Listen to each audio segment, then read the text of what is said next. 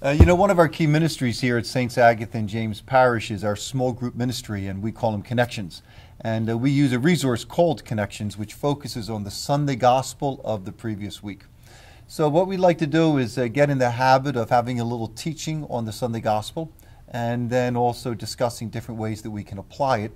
And this can be used as a little bit of a preparation for the leaders of the small groups meeting throughout the parish and in the Newman ministries, and also for the people who are actually part of those groups. We really wanted to start this week because this is the first week of our new liturgical year. It's the first week of Advent. And we're going to try to be faithful to this little service that we provide. So this gospel that we heard is from the Gospel of Luke. And Luke is talking about the end of the world. And he's using kind of apocalyptic literature. And Luke is basically saying that there's going to be a lot of anxieties in the life of the early Christian, but that the early Christian should really turn to prayer and to be vigilant in prayer. So Mike and Jeff and I are just going to talk a little bit about that for, 3 or 4 minutes, and then we're going to talk about how we can apply that in our own personal lives. So we just read the gospel. Any takes or any ideas or comments on that stuff? And you can't leave me hanging. It's amazing how strenuously Christ exhibits his point with the apocalyptic imagery, and he draws from the Old Testament, and he really very, very forcefully makes this point, especially about prayer, and it just goes to show you how seriously he took these kinds of things. Yeah, I think the tricky thing with Advent and Christmas is that we're talking about one event that happened thousands of years ago, Jesus' birth, and one event that is yet to happen in the future, Jesus' second coming. And they're both pretty big ideas, and they're such big ideas that I think in our everyday lives, it's hard to figure out how those fit into our understanding of how we're supposed to live a Christian life. Yeah. And so I think this idea that daily prayer is an important part of that, and connects us with Jesus' birth from 2,000 years ago and prepares us for the second coming whenever that happens. It makes a lot of sense, but you have to buy into it. You have to participate in that idea.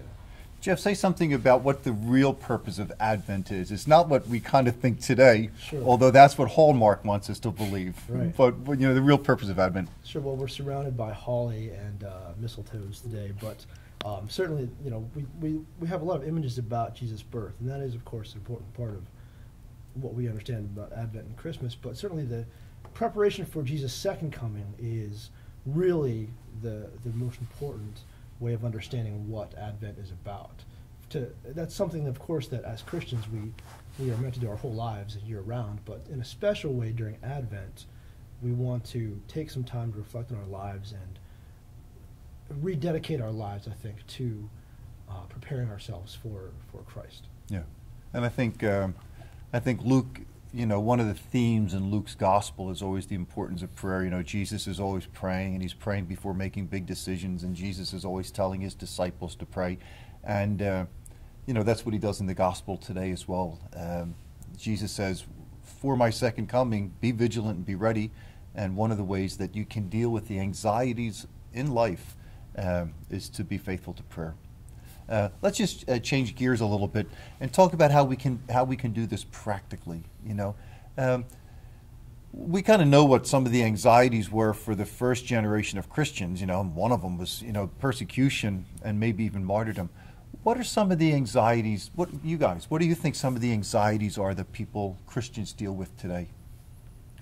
Well, when I think of anxieties, I think of my students, and that this is an appropriate reading for week 9, because they're about to hit exams, and it's the end of their world. Right, exactly. It's their martyrdom. Yeah, and I'm sure there's a lot of people freaking out, and prayer is something that can go unnoticed. If you don't think about it properly, you can think that it has no connection to more mundane everyday activities. You think it's kind of this only spiritual exercise or something. When of course prayer, can help us in no matter what we're doing, because it's all part of God's plan. So I can imagine that there's probably some good that can come out of praying for my students, at least in the coming week or so. Sure, and I think that certainly for students, it's academics. For professionals, it's our daily workplace. But there are a lot of other things too, like navigating relationships, whether that's a significant other or a family or friends and coworkers. Those sorts of things, I think, sometimes can be stressful. And I know that more than a couple people would say that during the holidays, it's especially stressful. Yeah, right. To be navigating those things. So that's certainly another area where prayer is important. Yeah. Do you want to say something about how Christians should pray, or is there any one way that we Catholics should pray, or anything like that? There are so many ways to pray, and the Church has given us a lot of great traditional ways to pray.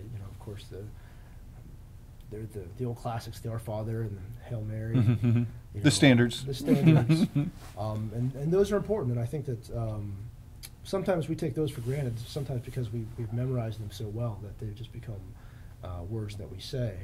But I think it's important to explore those a little more deeply, and maybe Advent's the time to do that. Yeah. But I'd also say that, something my spiritual director calls prime time, Mm-hmm, meaning turn off the stereo, turn off the TV, Yeah. find a quiet place. Maybe that's your home, maybe that's a church, maybe it's, a park bench. But try to find a place of silence where you can sit and reflect on your life and talk to God, because really prayer at the end of the day is really about talking to God, Yeah. but maybe even more importantly, listening to God and Yeah. listen to His response. I know whenever I encourage people to pray, the first objection is, I'm too busy.